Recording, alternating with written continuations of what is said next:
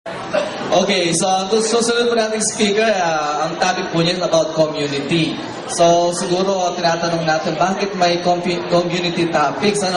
Ako rin tinatanong ko kanina dahil nakita ko yung program, may community topics. Siguro sabi ko, kailangan natin ng paliwanag about sa ating mga kapaligiran na nangyayari, sa ating mga kabataan ngayon. No, ang ating speaker for community topics, Mr. Josel Yumul. Mr. Josel Yumul.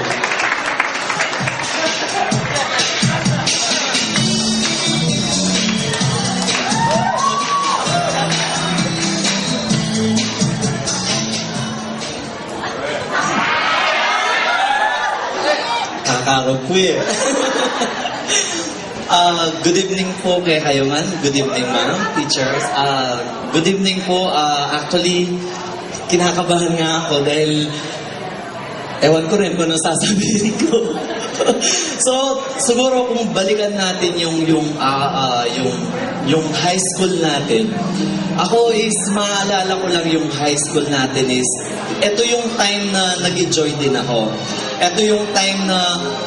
Ito yung in-enjoy ko sa buong buhay ko is high school life talaga.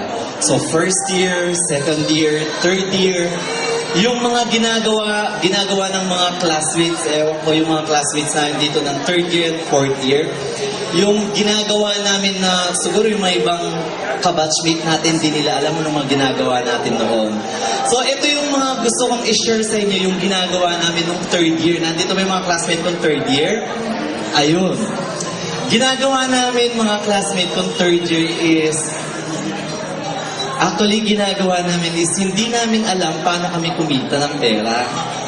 So ang ginagawa namin, at 4 a.m., nandun sila sa amin. Tanong mo anong ginagawa nila. 4 a.m., nandun sila sa amin dahil nga malapit lang ng Holy Angel. Ang ginagawa nila, nandiyan sina Monet, sina Marian Dizon, sino pa bang maisip ko. Third year, Emily. Si Emily kasi siya ang taga-benta namin. So ginagawa namin, alam mo bang 4 a.m. para makapag-raise kami ng fund at para may mapang Christmas party kami outside Holy Angel. So ginawa namin is nag-raise kami ng fund. So ang ginagawa namin, 4 a.m. nandun na sila sa bahay. So, ang ginagawa namin is napukudkod ng, yung papaya, anong tawag doon? Yung sinasawsa ng vinegar? Okoy, biruyang okoy, biruyang titil-til aslang. Since si Emily is, may kakilala siya sa admin sa bandang main building, siya ang pinafront namin. So, kunwari, nakasupot ng bag yan, pero sa loob nun, dahil bawal daw magtinda doon. Nakakapasok siya dahil may ate siya doon. So, yun ang ginagawa namin na everyday 4 a.m. nandun sila sa bahay.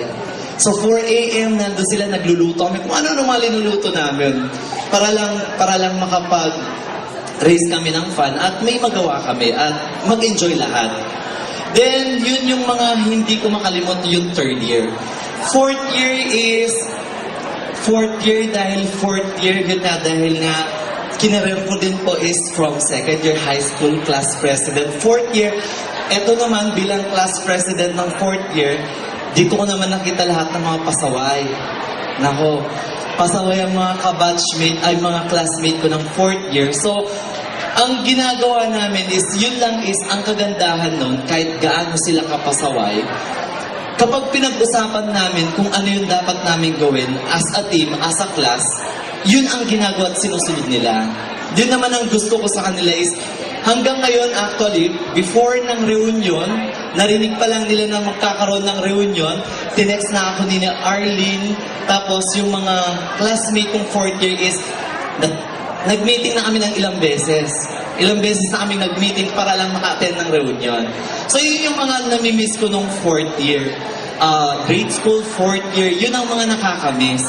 Kaya siguro ngayon, kung i-base natin siya sa community, eto rin yung age na ayaw kong iwanan.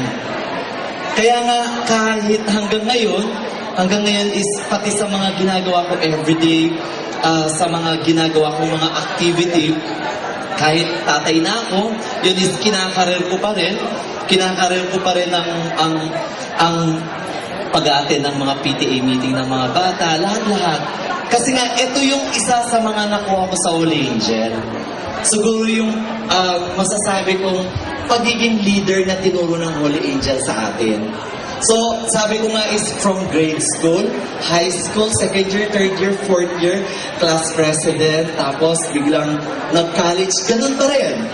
Hanggang nagkaroon ng anak, ganun pa rin kasi PTA president eh. So, naging tatay, hanggang lahat-lahat. Ito yung mga hindi ko makakalimutan sa Holy Angel at mga natutunan ko siguro, pagiging leader.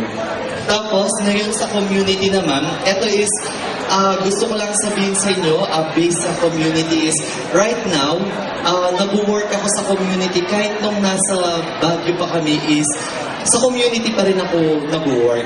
Actually, as of now, I'm working sa Teen Information Center. Katulad ng sabi ko is, ayaw mong iwanan ng edad ng mga teen. Kaya ngayon is, nag-volunteer ako sa Teen Information Center under City Health. So, nag-work ako doon. Ang ginagawa ko is, eto, sabi ko nga kahit sa mas maraming crowd, adolescents growth and development, mga kung ano-ano mga dinidiscuss sa mga bata. Pero yun yung siguro ang pwede kong ma-share sa mga youth na yung time na in-enjoy ko, yung time na sana is ma-enjoy din nila. At the same time, habang ini-enjoy nila yung paglaki nila is ma-explore nila yung channel of expression para at least mapunta sila dun sa tamang lugar. Tamang daan na dadaanan nila. So yun lang ang masasabi ko sa inyo. Siguro is masaya din ako na maraming pumunta ngayon at nagkita-kita tayo ulit. Sana sa susunod pa is makikita tayo sa susunod kung may susunod pang reunion. So yun lang. Good evening.